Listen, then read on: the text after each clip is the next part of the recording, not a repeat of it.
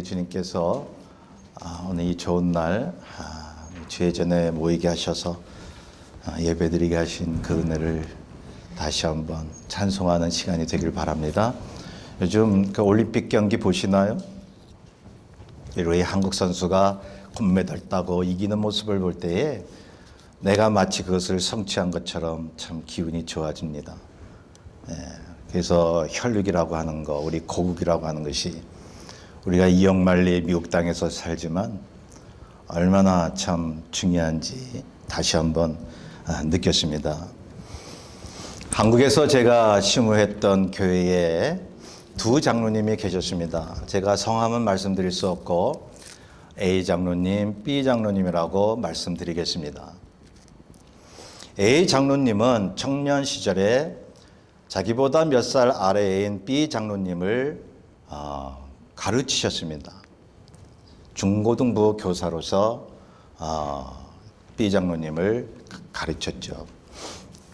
두 분이 똑같이 교회에서 성장하고 나중에 두 분이 똑같이 장로직을 받습니다.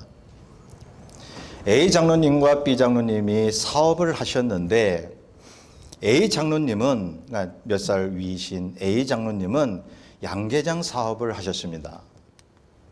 그런데 키우던 닭이 자신의 불찰로 모두 죽게 됩니다. 빚더미에 올라앉게 됩니다. 점점 가산이 기울어지고 하는 사업마다 안 됐다고 합니다. 그런데 몇 살 아래인 B 장로님은 장류 사업을 했습니다.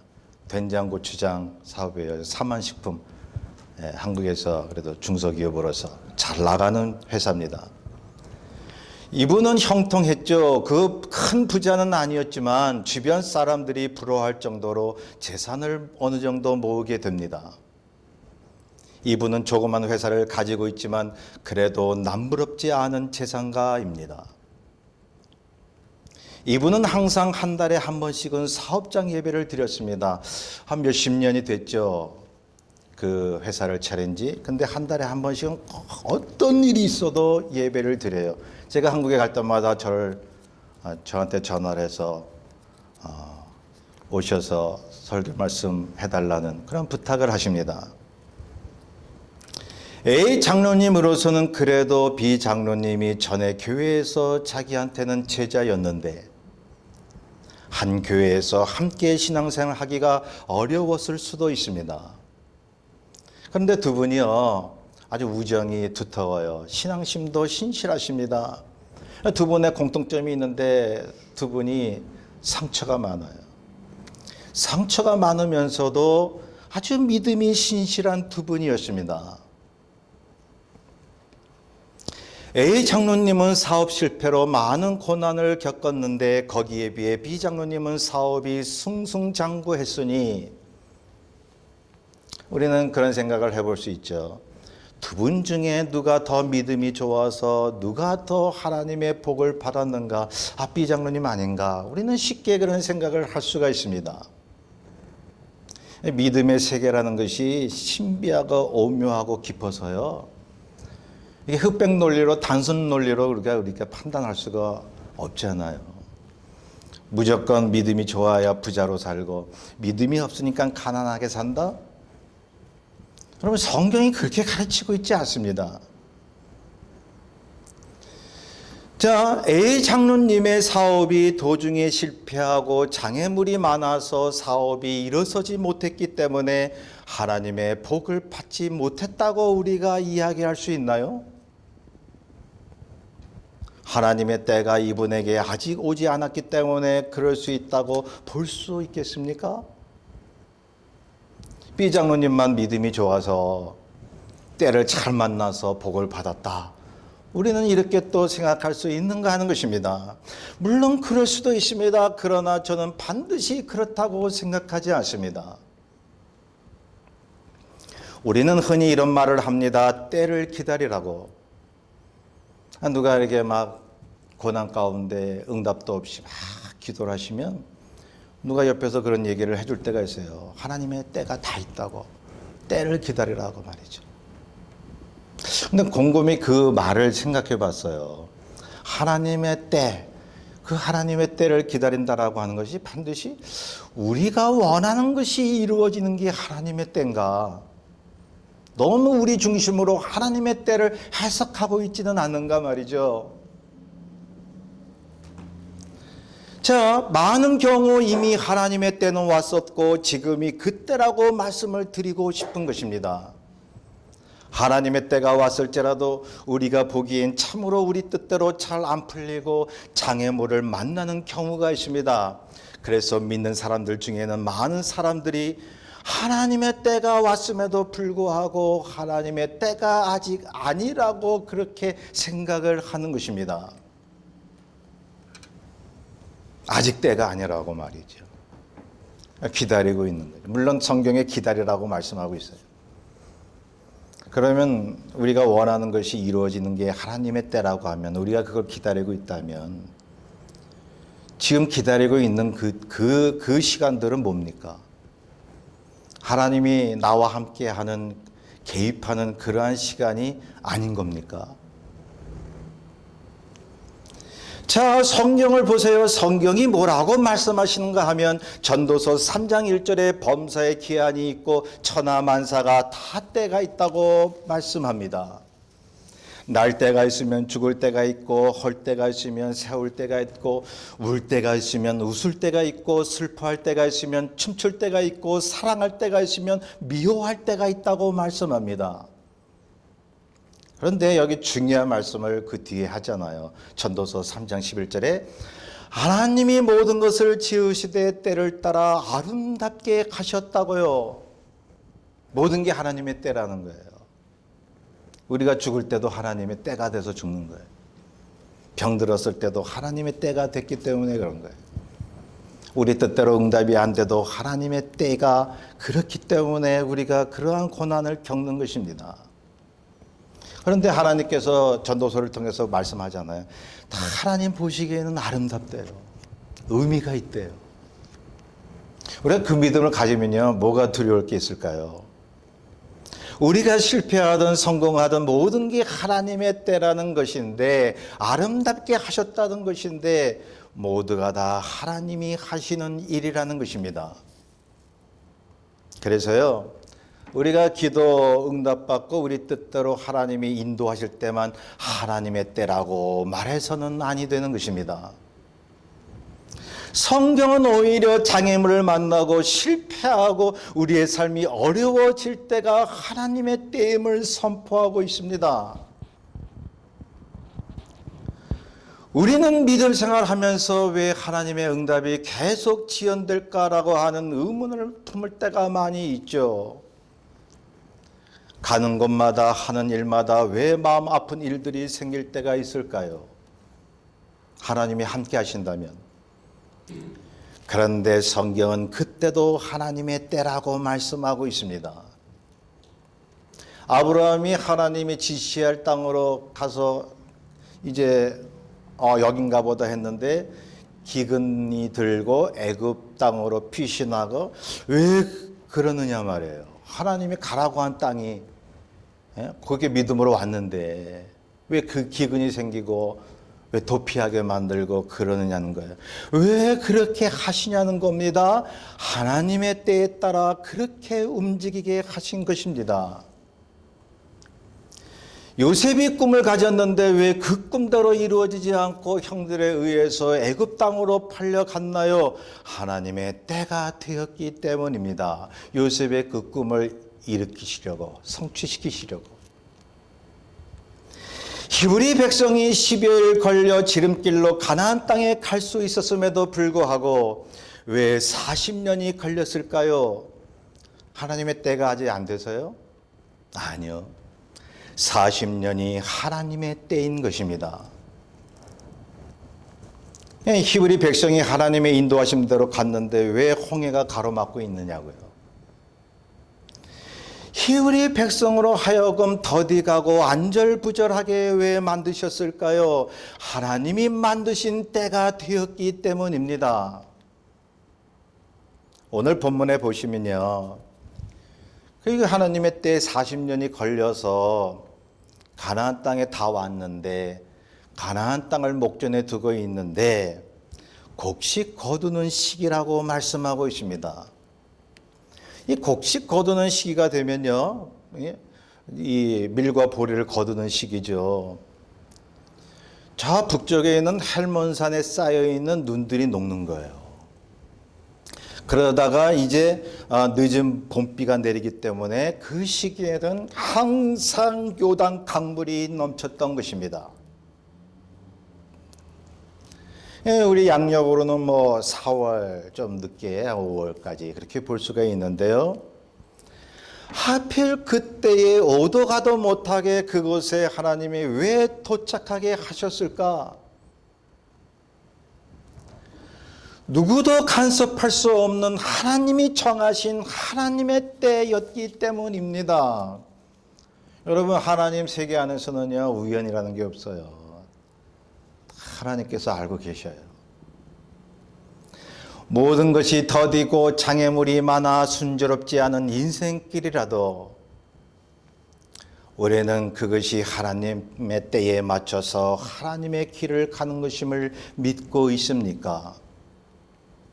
하나님이 정하신 정확한 길이요, 하나님의 때는 이미 우리에게 진행되고 있는 것입니다.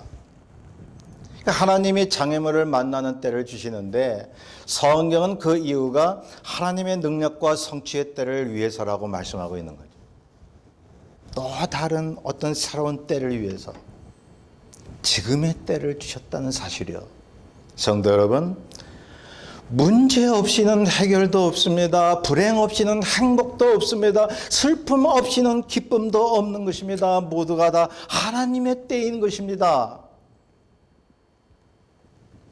우리에게 아직도 답답하고 어려운 상황이 전개되고 있다면 때를 기다리고 있다고 말씀하지 마십시오.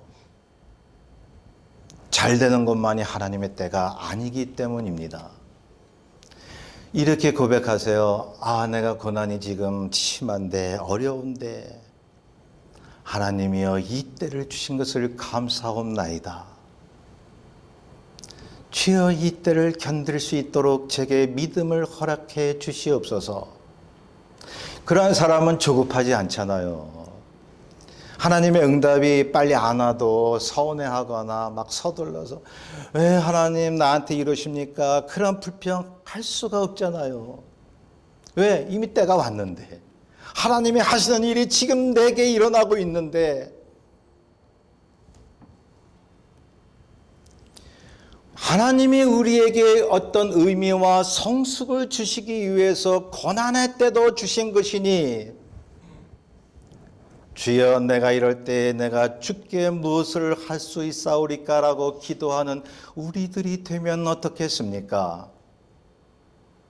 성도 여러분, 우리는 흔히 어려운 상황을 만나면 그 상황을 바꿔달라고 기도하곤 합니다. 그런데 곰곰이 생각을 해보니까 성경에도 보니까 하나님이 정말 원하시는 것은 그 상황을 변화시키는 것이 아니에요.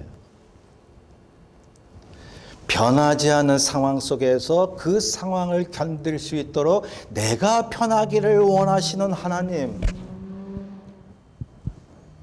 그러면 하나님께서 그 상황을 때가 되면 변화시켜 주시는 것입니다. 여러분 이거 믿으십니까? 이거 못 믿으면요, 예수를 믿는다 하면서 믿음 생활을 실제로 안 하고 있는 거예요. 다시 본문을 볼까요? 15절에 보면 요단이 곡식 거두는 시기에는 항상 언덕에 넘쳤더라. 그래서 가는 길이 막히고 지연될 판입니다. 여러분, 이 히브리 백성이 가고 있는데요, 가축들이 있죠. 어린아이들, 노인들, 부녀자들, 장정들 합쳐가지고 사람 수만 200만 가까이 된다고 했잖아요.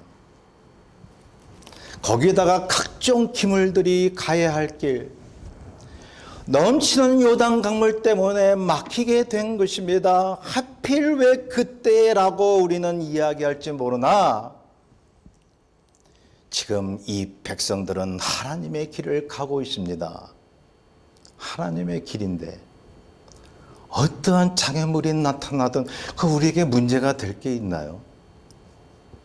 하나님의 정하신 길을 분명히 내가 믿고 가는데 정확히 하나님 보시기에는 하나님의 길이 틀림없는데 원수가 나타나고 장애물이 나타나고 여러 가지 방해하는 요소들이 있다 한들 우리에게 뭐가 문제가 되는 게 있습니까?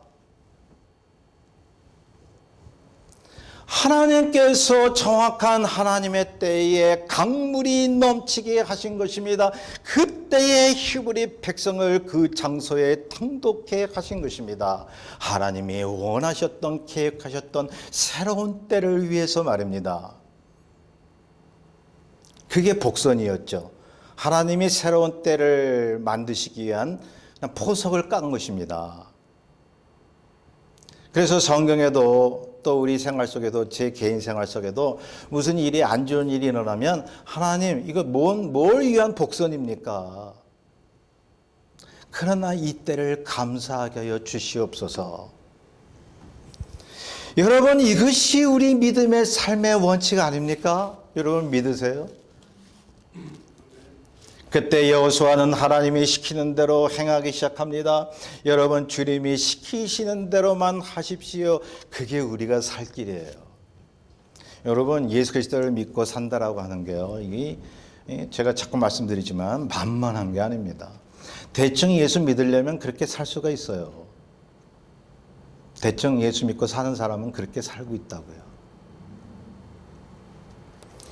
그런데 예수 그리스도를 믿고 사는 삶이 그게 아니라 정말 내 삶의 모든 것을 하나님 앞에 전폭적으로 맡기고 목숨까지 맡기고 그분의 모든 행하시는 길을 따라가는 것으로 믿고 사는 사람은 하나님께서 기적을 베풀어 주시는 것입니다.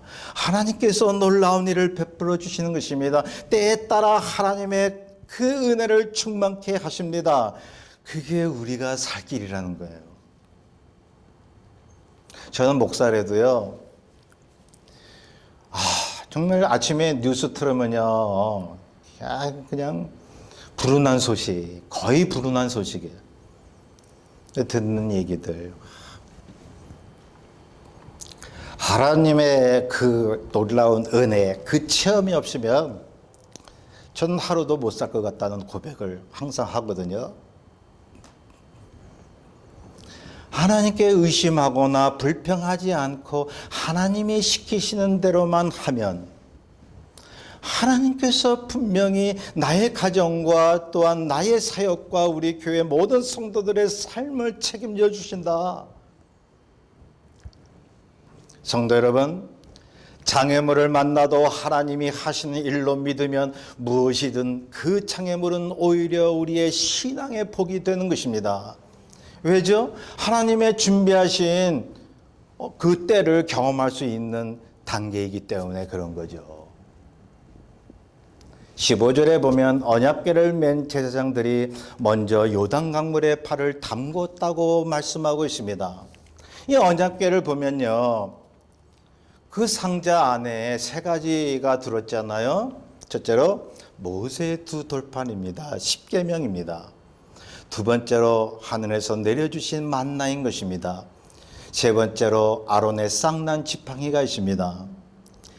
왜 하나님이 언약궤에 이 세 가지를 넣게 하셨을까요? 자, 모세의 두 돌판은 하나님의 말씀입니다. 하나님의 권위를 상징하는 것입니다. 하나님의 뜻대로 살 것을 백성들에게 이야기하는 것입니다. 만나는 왜 넣게 하셨을까요? 하늘에서 내린 하늘의 양식입니다. 하나님의 은혜 없이는 살 수 없음을 백성들에게 알려주고 있는 것입니다. 하나님의 은혜를 얘기하는 것입니다. 그렇다면 아론의 쌍난 지팡이는 왜 넣게 하셨을까요?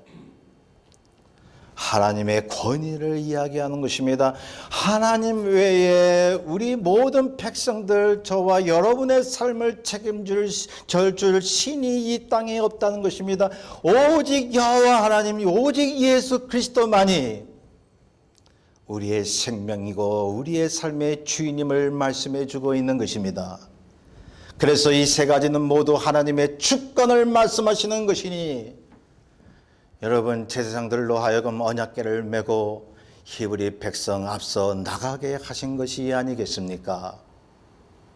누가 감히 그 언약궤를 앞질러요? 그랬다가는 죽임을 당하는 거죠. 누가 감히 하나님의 말씀, 예수 그리스도의 말씀과 그분의 뜻을 앞서가고 하나님의 뜻보다는 내 생각을 앞세울 수가 있습니까? 하나님의 뜻을 잘 모르면요, 내가 할 거는 해야죠. 그렇지만 이렇게 그냥 말씀을 열심히 보세요. 그럼 거기에 내게 주시는 레마의 말씀이 있는 거예요. 로고스, 그냥 종이에 적힌 성경 글자만 가지고서는 절대로 내게 역사가 안 돼요. 성령이 사용하는 레마의 말씀을 들어야 돼요. 우리가 어려운 시기를 만났을지라도 죽기 살기로 하나님의 주권을 앞세우면, 주님의 뜻이 먼저 앞서갈 수 있도록 우리 스스로 낮춘다면, 그때마다 주님께서 새로운 때를 마련하여 우리를 인도하시는 것입니다. 제사장들이 언약궤를 맸죠. 근데 넘쳐 흐르는 강물에 발을 담궜다고 하잖아요. 뭔 의미일까? 우리의 신앙은 장애물이 오면 장애물을 피해가는 것이 아님을 말씀하고 있는 것입니다.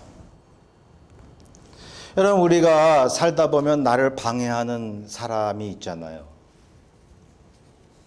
여러분, 피해서는 안 됩니다. 하나님께서 그 사람 만나기 위해서 때를 주신 것입니다. 나를 방해하는 환경과 상황을 기피하지 마세요. 나를 억누르는 모든 짐을 벗으려 하지 마십시오. 뛰어드십시오. 짊어지십시오. 십자가의 그러한 그 쥐에 그 십자가를 질 각오로 장애물과 친해지십시오. 믿음은 생각이 아니라 내 몸 전체를 그분께 내어 맡기는 것입니다. 말로만 하는 게 신앙이 아니라 내 몸을 주께 던지는 것입니다.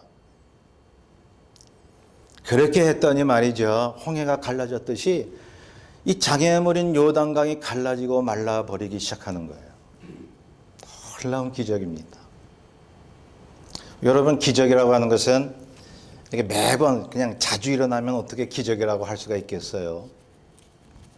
그래도 말이죠, 하나님이 주시는 기적은 석 달, 넉 달에 그때마다 우리가 한 번 정도 겪어보면 좋잖아요. 이건 도무지 일어날 수 없는데 정말 이건 하나님께서 역사한 거야. 그러한 경험이 두세 달에 한 번씩은 일어났으면 좋은데요. 그런데요, 날마다 경험하는 사람도 있더라고요. 그런 사람을 봤어요. 날마다 기적을 체험하는 사람들. 그런 사람들을 보니까요, 날마다 그 사람은 십자가를 지고요, 어려운 상황 가운데 뛰어들어요. 요즘 왜 이런 오지나 복음 증거하기 어려운 이러한 아프리카 지역, 중동 지역에 왜 기적 소식이 많이 들려오냐면요, 여러분, 이 복음 전하다가 잡히면 죽거나 감옥 가거든요. 죽기 살기로 하는 거예요. 그래서 선교사님들이. 그냥 기적이 많이 일어나는 거예요. 여러분, 우리가 미국 땅에서 살면서 여러 가지 장애물을 만나지 않습니까? 여러분, 장애물을 만나거들랑 이것은 하나님의 길이 아니라고 하지 마십시오. 오히려 하나님이 내게 주신 장애물임을 믿고 뛰어드십시오. 그렇게 했더니 요단 강물이 말라버렸습니다. 또 하나의 때가 도래하고 있는 것입니다. 흘러내리던 물이 그쳐서 사르단, 즉 아담 근처 도시입니다. 지금 히브리 백성이 있는 장소에서 북쪽으로 24km 떨어져 있는 멀리 있는 아담 성읍 편두리에 북쪽에서 흘러내려오는 강물이 쌓이기 시작합니다. 그리고는 아라바의 바다인 염해, 즉 사해 쪽으로 흘러가던 강물이 끊어졌다고 본문이 말씀하고 있습니다. 여러분, 이 사건은요, 고대 근동의 주변 이방 민족의 역사 자료에 나타나고 있어요. 고대 근동에 그 당시 살았던 주변의 이방 민족들이 그 요단강 상류 지역에 홍수가 났다는 기록을 했습니다. 고대 근동 사람들은요, 이 문서를 남길 때 주로 이 비석이나 토기 그릇에 남겨요. 그래서 제가 공부할 때도요, 이 고대 근동에 대해서 공부를 했거든요. 그 당시 역사 자료. 모압이나 아람이라든가 이스라엘이 존재했던 그러한 시기에 주변의 나라들의 문서를 보면 구약에 나타난 이스라엘의 역사가 그대로 적혀 있습니다. 성경에 있는 모든 하나님의 역사는 기적으로 끝난 것이 아니라 실제로 역사적으로 일어났음을 주변 국가들이 증거해 주고 있는 것입니다. 하나님의 역사는 실제로 일어났다는 거죠. 언약궤를 맨 제사장들이 말라버린 요단강 바닥에 서 있을 동안에 온 히브리 백성이 건너기 시작합니다. 얼마나 오랜 시간이 걸렸을까? 아마도 상당한 시간이었을 것입니다. 여러분, 우리가 참고 인내하며 우리 하나님의 주권을 먼저 앞세우는 시간 동안은 장애물은 물러가게 되어 있습니다. 왜냐하면 하나님이 버티고 계시기 때문입니다. 예수 그리스도의 성령께서 저와 여러분 안에 옆에 계셔서 버티고 계십니다. 여러분 믿으십니까? 믿어지지 않으면 외로운 거예요. 힘든 거예요. 신앙생활 하기가. 마치 식물인간 된 아내가 누워있는데 사랑하는 남편이 옆에서 여보 여보 소리쳐도 그 아내는 듣지를 못하는 것과 같이 주께서 계속 우리에게 말씀하고 있음에도 불구하고 듣지를 못한다면 말이죠. 자, 장애물을 만드시기도 하고 장애물을 치워주시는 하나님의 때를 믿으시기를 바랍니다. 장애물을 만나시거들랑 그 장애물 속으로 먼저 뛰어드시는 우리 주님의 성령을 믿으시기 바랍니다. 우리가 그 장애물에 뛰어들려 하고 십자가를 지려고 하는 순간 이미 주님께서는 십자가에 달려 계십니다. 그 폭풍우와 장애물 속에서 나를 부르고 계십니다. 이미 거기서 우리를 기다리고 계십니다. 나와 함께 하시는 동시에 그 폭풍 속에서 걸어오고 계십니다. 하나님의 길을 가는 우리에게 미리 그 길을 예비하시는 우리 주님. 성도 여러분, 우리의 삶의 길이 더딜지라도 하나님의 길인 것입니다. 내 의도와는 상관없어도 나를 위해 계획하신 하나님의 길인 것입니다. 장애물을 주시는 이유는 하나님이 자꾸만 일깨워 주시는 것입니다. 우리의 삶의 주인은 우리가 아니고 주님이라고. 왜 문제가 생겼는데 왜 네 힘으로 그거를 자꾸 해결하려고 하냐? 네 힘으로 뭐가 될 것처럼 그렇게 왜 자꾸 생각을 하지? 그래서요, 그 사람이 감당하지 못할, 절대로 풀지 못할 문제를 주시는 거예요. 왜? 기도하게 하기 위해서. 그래서 풀어지면 하나님이 하신 것을 알게 하시기 위해서. 그래서요, 하나님이 사랑하는 사람일수록, 믿음이 오히려 있는 사람일수록 하나님께서 감당치 못할 그러한 장애물을 주시는데 하나님 앞에 기도하니 그 장애물을 감당케 하시더라. 감당치 못할 시험을 주신 적이 없다고 그래서 성경이 말씀하고 있는 것입니다.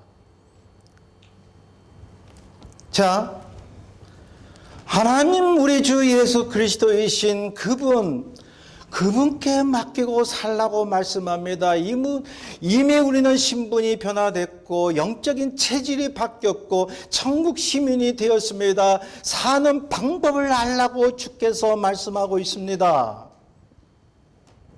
광야 같은 이 세상 삶을 살게 하시고 장애물을 만나며 더디가게 하시는 것은 바로 하나님이 모든 것을 다 하신다는 것을 보여주시기 위해서. 그러니 장애물이 있을지라도 두려워하거나 근심할 이유가 없습니다. 우리가 가는 길이 주 안에서 정확하고 하나님이 인도하시는 뚜렷한 목적이 있는 길이라면 여러분, 모든 문제의 홍해와 요단강은 갈라지는 것입니다. 모든 방해물의 여리고성은 무너지는 것입니다. 하나님의 길인데 그 어느 것이 우리에게를 방해할 수가 있겠습니까? 믿음대로 된다고 말씀하고 있잖아요. 예수 믿어도 그 믿음 없으면 안 되는 거예요. 성도 여러분, 다시 한번 말씀드립니다. 하나님이 왜 히브리 백성을 하필이면 요단 강물이 넘쳐서 못 건너는 시기에 당독해 하셨는지를요, 그것을 기억하시면 좋겠습니다. 사랑의 하나님께서 우리의 삶에 개입하시려고, 그분을 잊지 않게 하시려고 장애물을 통해서 지금 하나님께서 우리에게 우리의 마음을 계속 녹화하고 계십니다.